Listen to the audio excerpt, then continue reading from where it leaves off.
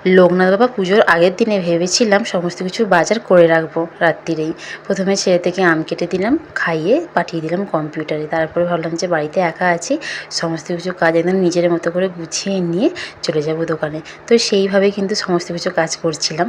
আর এই আমগুলো পাঠিয়েছে আমার একটা ভাগ্নির বাড়ি থেকে, আর একটা আমার ফ্ল্যাটেরই একজন দিয়েছে। এগুলো কিন্তু গাছের আমগুলো কিন্তু ছিল দারুণ। তো আমিও কিন্তু আম খেলাম। খেয়ে চুলটা ভালো করে বেঁধে নিয়ে প্রথমে আমি ড্রেসিং টেবিলটা পরিষ্কার করলাম। আমি না এক এক দিন এক একটা করে কিন্তু জিনিস পরিষ্কার করি। আর যে রাধাকৃষ্ণটা দেখলে ওটা কিন্তু আমার জন্মদিনে আমার দিদিভাই আমাকে গিফট করেছে। আরও একটা গিফট করেছে, সেটা পরে দেখাবো।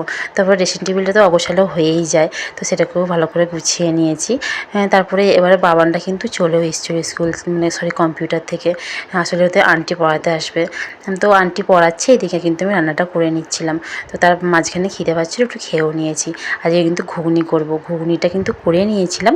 করে নেওয়ার পর আটাটা মেখে রেখে দিয়েছিলাম। তো এদিকে আন্টি কিন্তু পুড়িয়ে চলে গেছে।